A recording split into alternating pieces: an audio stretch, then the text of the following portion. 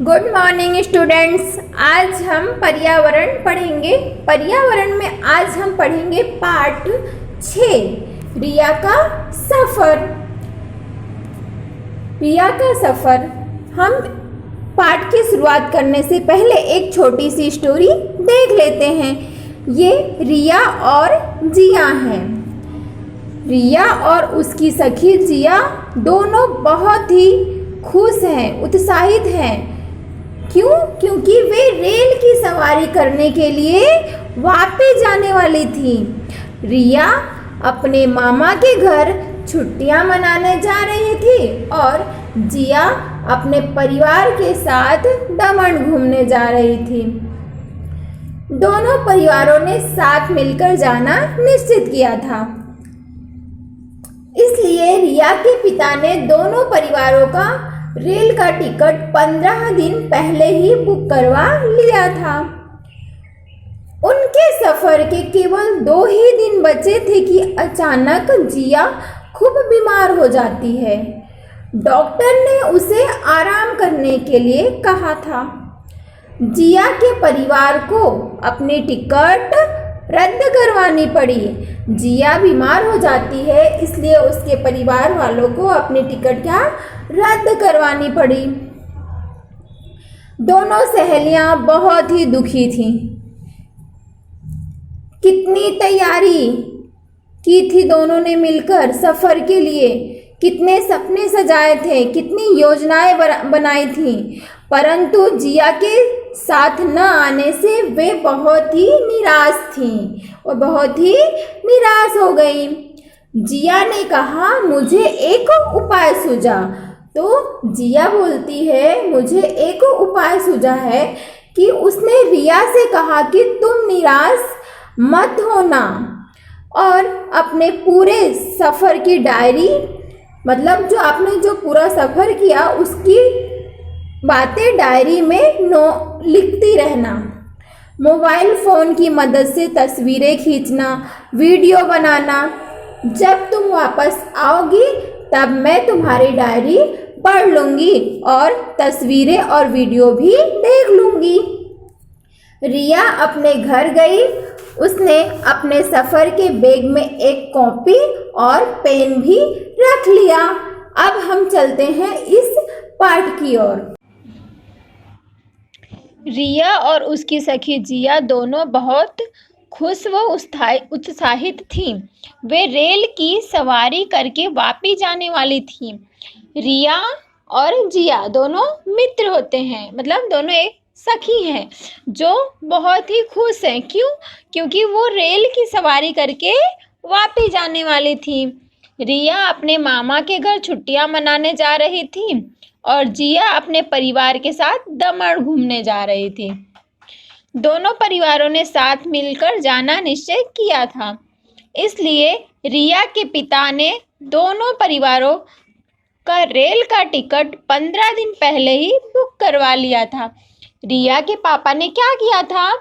Rail का ticket दोनों परिवारों का 15 दिन पहले ही बुक करवा लिया था।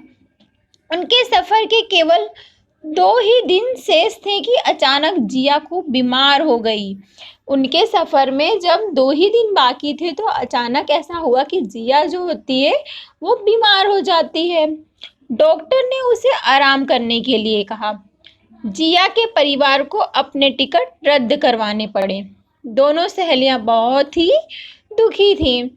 कितनी तैयारियां की थी दोनों ने मिलकर सफ़र के लिए, कितने सपने सजाए थे, कितनी योजनाएं बनाई थी, परंतु जिया के साथ न आने से रिया बहुत ही निराश हो गई थी। जिया ने कहा, मुझे एक उपाय सूझा है। उसने रिया से कहा, तुम निराश मत होना। जिया ने रिया से कहा कि तुम निराश मत होना और अपने पूरे सफ़र की बातें जो है वो डायरी में लिखती रहना। मोबाइल फ़ोन की मदद से तस्वीरें खींचना, वीडियो भी बनाना। जब तुम वापस आओगी तब मैं तुम्हारी डायरी पढ़ लूँगी एवं तस्वीरें और वीडियो भी देख लूँगी। रिया अपने घर गई। उसने अपने सफ़र के बैग में एक कॉपी और पेन रख लिया। आगे क्या होता है देखते हैं। आज पूर्णिमा का दिन था। हम शाम का भोजन करके ऑटो में बैठकर गांधीधाम रेलवे स्टेशन पे पहुंचे। ऐसा जो है रिया अपनी नोटबुक में लिख रही है। कुछ ही देर में ट्रेन प्लेटफॉर्म पर आ गई। हमने देखा कि रेल में कुछ यात्री बैठे थे। रेल शाम को 7:40 पे कच्छ के मुख्यालय भुज से चली थी। हमारी ट्रेन का नाम कच्छ एक्सप्रेस था। रिया जो ट्रेन में बैठी थी उस ट्रेन का क्या नाम था? उस ट्रेन का नाम कच्छ एक्सप्रेस था। जब हम अपने डिब्बे के पास पहुंचे तो पाया कि वहां हलचल सी मची थी। एक ही दरवाजे से कुछ लोग उतर रहे थे तो कुछ लोग चढ़ने की कोशिश कर रहे थे, धक्का मुक्की कर रहे थे।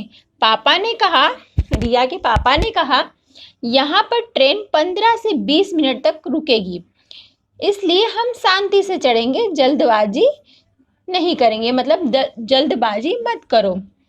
हमने अपनी सीट ढूंढकर अपना सामान उचित स्थान पर रखा और बैठ गए। ट्रेन के चलने से पहले सभी यात्री अपनी अपनी सीटों पर बैठ चुके थे। मुझे और माँ को खिड़की वाली बर्थ मिली थी। रिया को और उसकी माँ को कहाँ की सीट मिली थी? खिड़की वाली। पापा और हिमांश को बीच की बर्थ मिली थी। डिब्बे में हमारे साथ एक और परिवार था। वे पिछले स्टेशन से बैठे हों ऐसा लग रहा था। उनके साथ हमारी उम्र के 2 बच्चे भी थे। उन्हें 2 बर्थ ऊपर और 2 बर्थ बगल में मिली थी। कुछ देर बाद टिकट चेकर आए। उन्होंने हमारे टिकट देखे और मुआयना करके देखा कि हम सही सीट पे बैठे हैं या नहीं।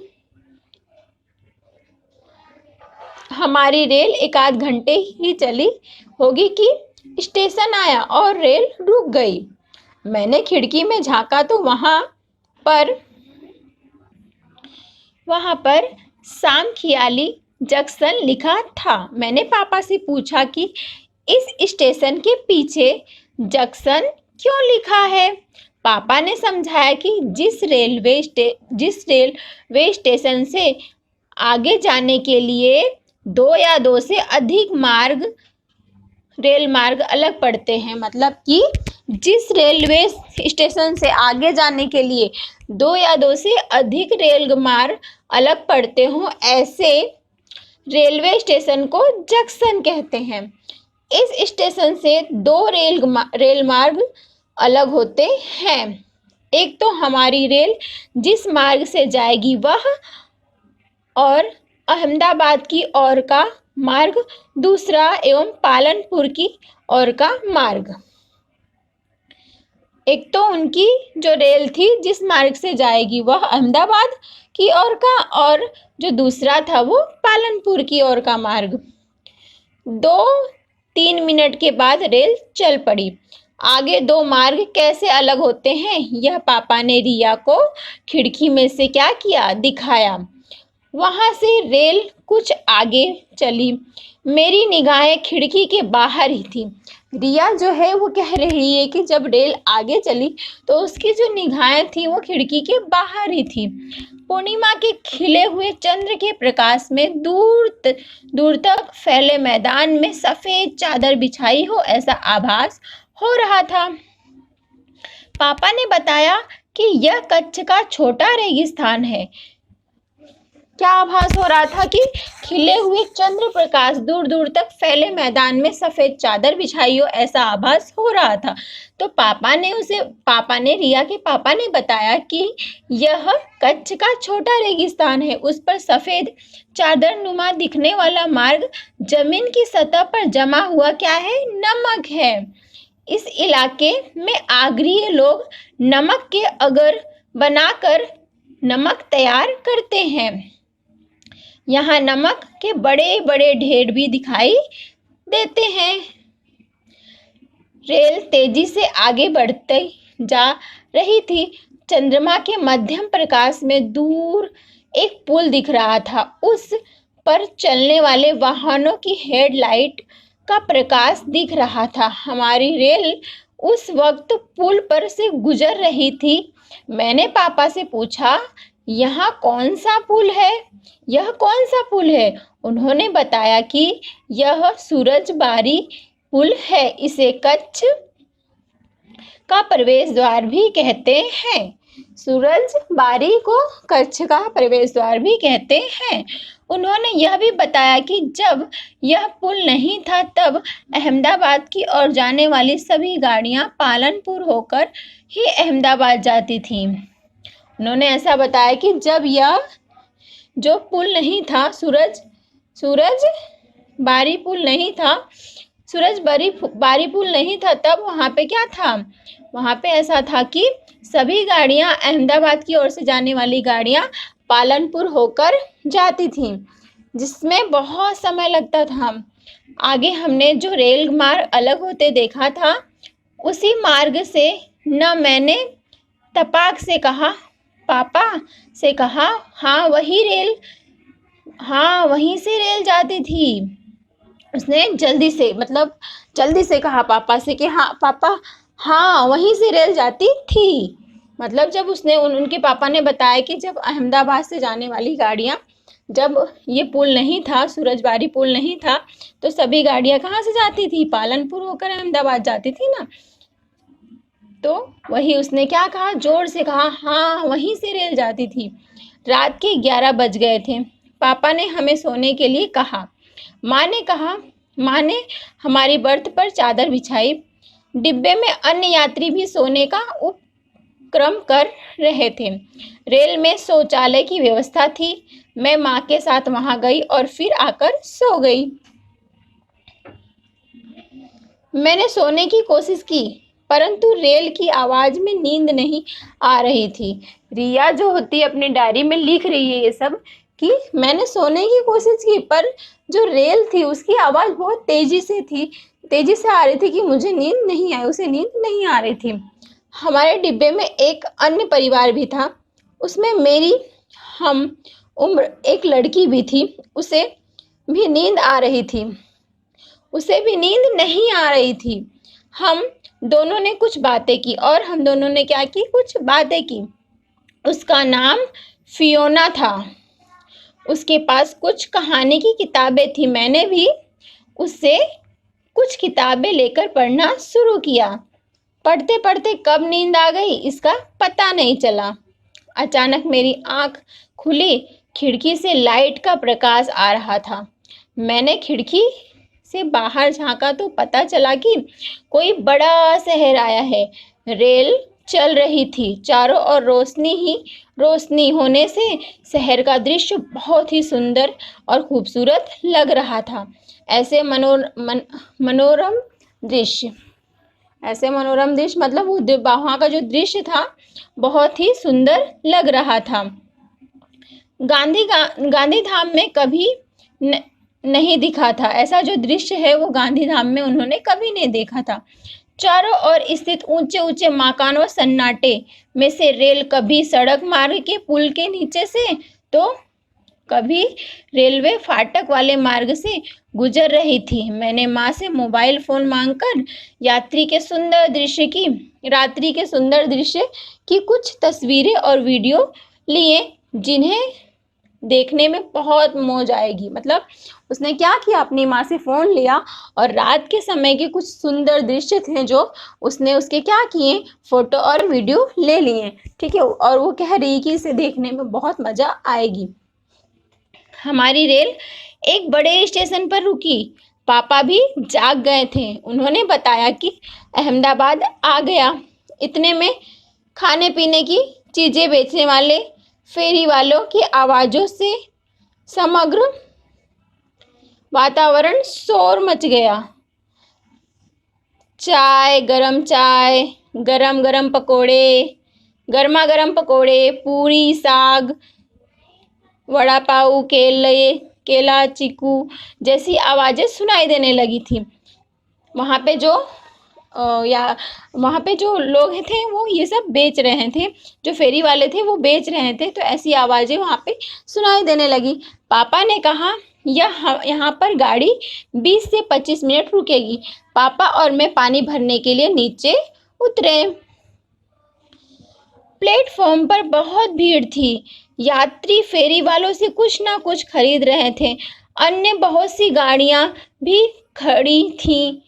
कुछ लोग लाल रंग का यूनिफॉर्म पहनकर सामान लादकर इधर से उधर दौड़ रहे थे। माइक्रोफोन से आवश्यक सूचनाएं प्रसारित की जा रही थी। कुछ यात्री अपनी रेलगाड़ी के इंतजार में बैठे थे। मुझे यह सब देखने में बहुत मजा आई, मतलब उसे ये सब देखने में, ये जो दृश्य था उसको देखने में रिया को बहुत मजा आती है। हमने भी एक फेरी वाले से केले और चीकू लिए और रेल में चढ़ गए। उन्होंने भी क्या किया, एक फेरी वाले से केला और चीकू लिया और ट्रेन में चढ़ गए। रेल चल पड़ी। हमने केले और चीकू खाए और मैं बाथरूम भी जाकर आई। अब नींद आ रही थी। मेरे पास सांप सीढ़ी का खेल बोर्ड व पासा था। मैं हिमाक्ष और फियोना ने मिलकर कुछ देर यह खेल खेला। इतने में नडियाद स्टेशन आ गया, जहां फियोना को उतरना था। फियोना हमें बाय बाय कहकर उतर गई। मैं और हिमाक्ष सो गए। धन्यवाद।